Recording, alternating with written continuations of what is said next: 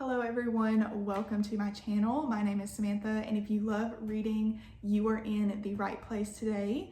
Today I want to discuss and review the third book in the Legendborn Cycle series by Tracy Deonn, and that book is Oathbound. This was a highly anticipated release for me this year. I have read the first two books, Legendborn and Bloodmarked. I read them when they first came out, so I've had this series on my mind for a few years, and I also did a reread of both of the books right before I jumped into Oathbound, so it's really on the forefront of my mind, and I wanted to do a review and discussion for people who are also fans of this series and want to talk with others about it. So again, everything in here is just my opinion. This is how I felt about the book, and I really love this series, but this one was a 3.75 for me. The other two were, I don't remember exactly the ratings I gave them when I did read them initially, but I love the first book, I love the second book. This one fell a little flat for me, and I kind of want to talk about that today. So this video is going to contain spoilers for the entire series and specifically for this third book. So if you haven't read it, there will be spoilers, beware. If you haven't read the series, it is a young adult fantasy retelling of the King Arthur and the Knights of the Round Table story, and it has so much more than that, but that's kind of like the basis of what the retelling is, and it builds upon that, and it's a really interesting interwoven story with many layers, and I really recommend it to anyone. I personally don't even read a lot of fantasy, and I don't read a lot of young adult anymore. However, this is a series that I will continue to read. This is the third book. I believe there's only 4 in the series. This is something that I'll continue to read until the end, and I really highly enjoy it. So I definitely recommend it to anyone who's a reader, because I think you would enjoy it. Even if you don't like the genre that much, or you don't read a lot of young adult, it does read a little bit more than a young adult to me. Those are my initial thoughts on the entire series. Very well written, very good.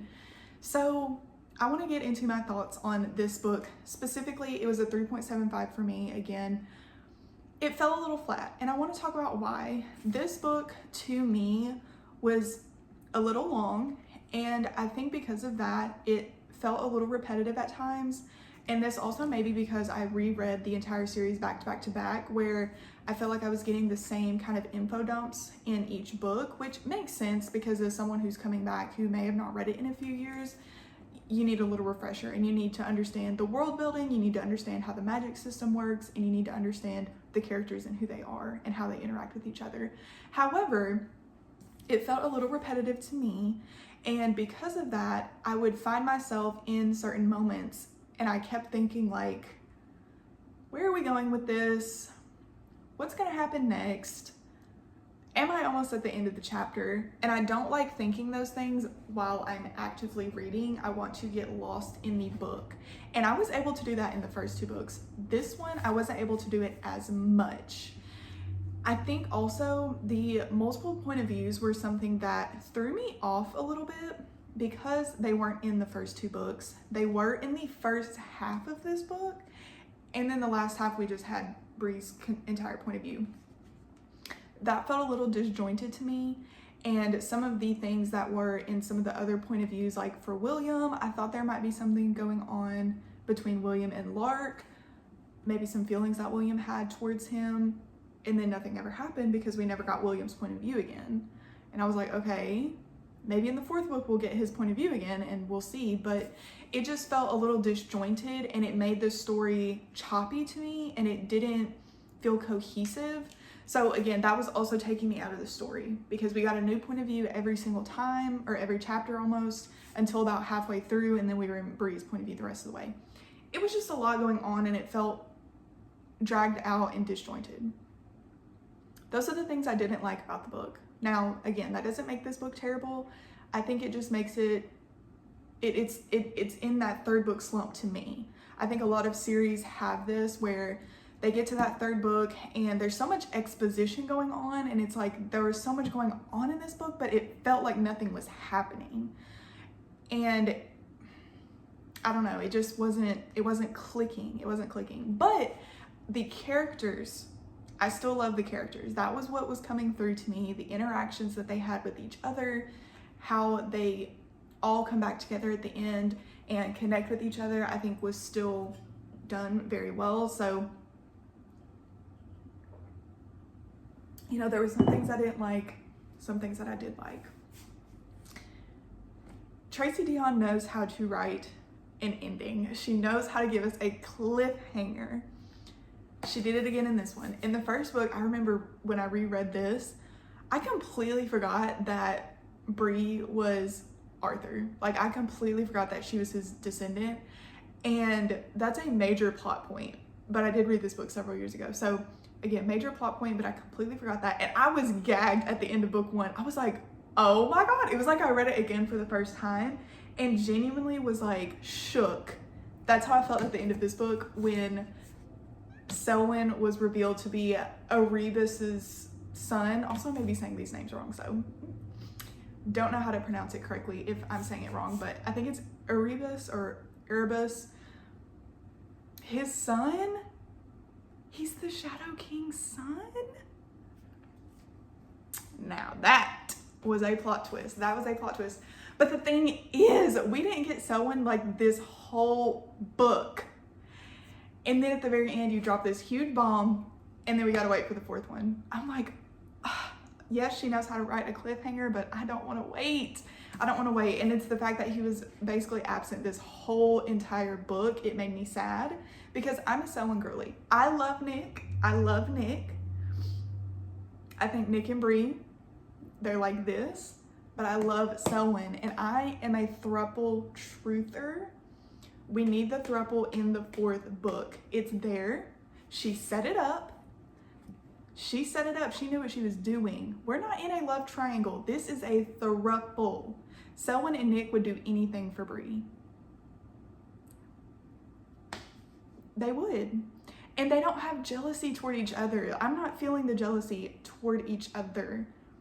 We already know Selwyn had feelings for Nick when they were younger. He moved on from that. However, I think it could be unlocked again. And the thing with Nick is they're still young. He could still be exploring his sexuality. You never know. And there are things that you learn as you get older about yourself. So I think the potential is there. I'm here for the throuple. I'm here for the throuple as long as Selwyn can get back to his normal, like, balanced self, because right now I guess he's full on, like, Selwyn Kane is dead. He went full on demon. I don't know. He's wearing the crown. He transformed. I mean, who knows? Maybe they can still be in a throuple if he's that way. We'll see. We'll see what book 4 has in store for us. But I'm a throuple girly, and I hope that it continues. But again, it's the way that Tracy writes them all together. I just love their dynamics. And in this book especially, Nick was standing on business for Bree. Like, the entire book, he was on his own mission trying to find the Morgaines, and then they ended up reconnecting and finding each other. Let's talk about Bree losing her memory, because that's one of the things that I understand it for the story, but as the reader, I wasn't loving it. I wasn't loving it. Bree didn't feel like herself, which again, it's because she lost part of her soul. I know that. And it makes sense once you find that out at the end, but towards the majority of the book, you don't find that out until that she lost a piece of her soul till like 3/4 of the way through. So for the majority of the book, I'm just sitting here like, what is going on? Like, it just doesn't feel the same, and it didn't feel like the same story. And I don't know, again, it just wasn't clicking for most of it. It made sense at the end though. Overall, let me not keep ranting. Overall, I liked this book though. It was good. It was a 3rd in the series. It wasn't my favorite in the series. We'll see how the 4th book plays out. I have high hopes for the ending though, because again, I think this one was written supposed to be the end book, but then it was expanded on, and Tracy felt like she needed more time to expand on the story. She needed another book, and I understand that. As a writer, you think you're going into the story, you have it kind of mapped out, but things arise and you find out that you need more time. That's okay. But I could tell with this book. So those are my initial thoughts on this. I think some of my favorite things were getting to see a little bit more of an expanded kind of worldview through the other point of views. And now again, they were dropped halfway through the book, but it was nice to kind of get inside Mariah's head. I liked being in William's mind, and I want to know what happened to Alice.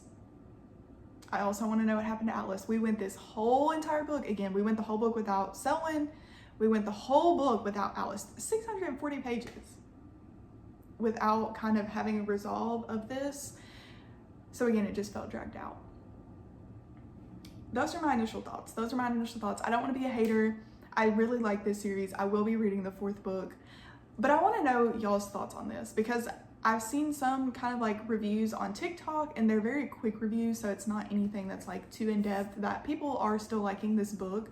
So please let me know what you've liked about the book. What were your favorite moments?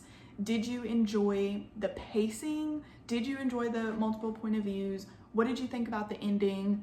I'd like to know your thoughts, because those are just my initial problems with the book, and there are still good things that shine through. So please let me know how you felt about it, if you'll continue reading the series, if you like this book more than the others, or which one is your favorite so far, who's your favorite character. I want to know all of the details. So leave those in the comments if you have any thoughts.